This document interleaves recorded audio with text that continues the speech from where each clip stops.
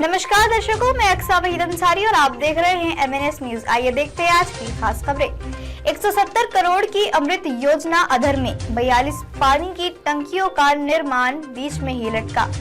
नागपुर के मनपा के माध्यम से शहर में जगह नहीं दिए जाने के कारण 170 करोड़ रुपए की अमृत योजना अधर में लटक गई है।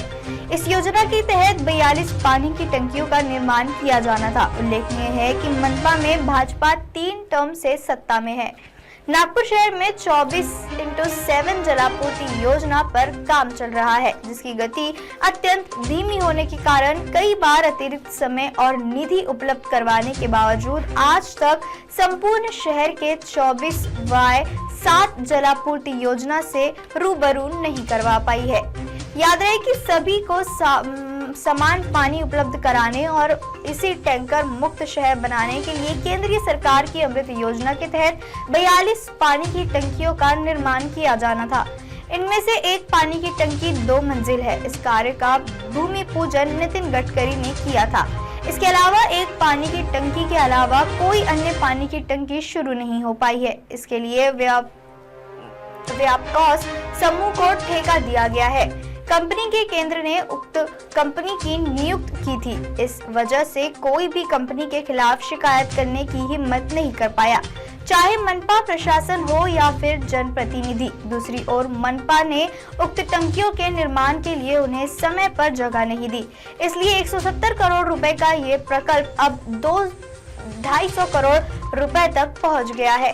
गडकरी और फडणवीस के कार्यकाल में शहर का तेजी से विकास हुआ, कई परियोजनाएं चल रही है। गडकरी के सक्रियता से कई प्रोजेक्ट समय पर पूरे हो गए हैं। तकनीकी दिक्कतों को चुटकी में सुलझा लिया जा रहा है। मेट्रो रेल की स्टेशनों के लिए पहली जगह उपलब्ध कराया गया और फिर इसके उपयोगिता में बदलाव किया गया।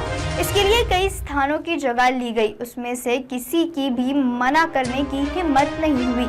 इसके बावजूद सबकी प्यास बुझाने वाली अमृत परियोजना का अटकना सभी के लिए आश्चर्य का विषय बन गया है।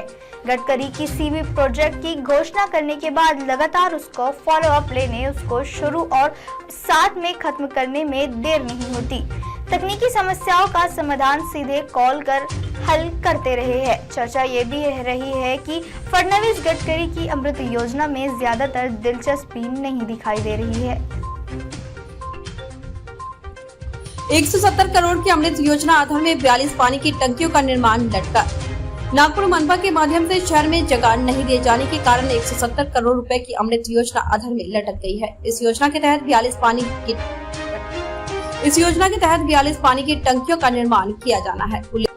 उल्लेखनीय है कि मनपा में भाजपा 3 टर्म में सत्ता में है। नागपुर शहर में 24 घंटे जलापूर्ति योजना पर काम चल रहा है, जिसकी गति अत्यंत धीमी होने के कारण कई बार अतिरिक्त समय और निधि उपलब्ध करवाने के बावजूद आज तक संपूर्ण शहर को 24 घंटे जल आपूर्ति योजना से रूबरू नहीं करवा पाई। याद रहे कि सभी को समान पानी उपलब्ध कराने और इसे टैंकर मुक्त शहर बनाने के लिए केंद्रीय सरकार की अमृत योजना के तहत 42 पानी की टंकियों का निर्माण किया जा रहा था। इनमें से एक पानी की टंकी 2 मंजिला है। इस कार्य का भूमि पूजन नितिन गडकरी ने किया था। इसके अलावा एक पानी की टंकी के अलावा कोई अन्य पानी की टंकी शुरू नहीं हो पाई। इसके लिए व्यापकॉस समूह को ठेका दिया गया है। कंपनी को केंद्र ने उक्त कंपनी की नियुक्ति की थी। इस वजह से कोई भी कंपनी के खिलाफ शिकायत करने की हिम्मत नहीं कर पाया, चाहे मनपा प्रशासन हो या फिर जनप्रतिनिधि। दूसरी ओर मनपा ने उक्त टंकियों के निर्माण के लिए उन्हें समय पर जगह नहीं दी, इससे 170 करोड़ रुपए का यह प्रकल्प अब 250 करोड़ रुपए तक पहुंच गया है। गडकरी और फडणवीस के कार्यकाल में शहर का तेजी से विकास हुआ, कई परियोजनाएं चल रही हैं। गडकरी के सक्रियता से कई प्रोजेक्ट समय पर पूरे हो गए। तकनीकी दिक्कतों को चुटकी में सुलझा लिया जा रहा है। मेट्रो रेल के स्टेशनों के लिए पहले जगह उपलब्ध कराया गया और फिर इसकी उपयोगिता में बदलाव किया गया। इसके लिए कई संस्थानों की जगह ली गई, उनमें से किसी की भी मना करने की हिम्मत नहीं हुई। इसके बावजूद सबकी प्यास बुझाने वाली अमृत परियोजना का अटकना सभी के लिए आश्चर्य का विषय बन गया है। गडकरी किसी प्रोजेक्ट की घोषणा करने के बाद लगातार उसका फॉलो अप लेने से उसको शुरू और साथ में खत्म करने में देरी नहीं होती। तकनीकी समस्याओं का समाधान सीधे कॉल पर हल करते रहे हैं। चर्चा यह भी हो रही है कि फडणवीस गडकरी की अमृत परियोजना में ज्यादा दिलचस्पी नहीं दिखाई। जानकार सूत्रों का कहना है कि उस ठेकेदार कंपनी का मुख्यालय दिल्ली में है। सिर्फ नागपुर में एक ऑफिस खोला गया है, लेकिन इस कार्यालय से कोई जानकारी नहीं दी जाती। यहाँ के स्टाफ का कहना है कि हमें बोलने का कोई अधिकार नहीं है, इसलिए इस योजना की अच्छाई को समझने का कोई तरीका नहीं है।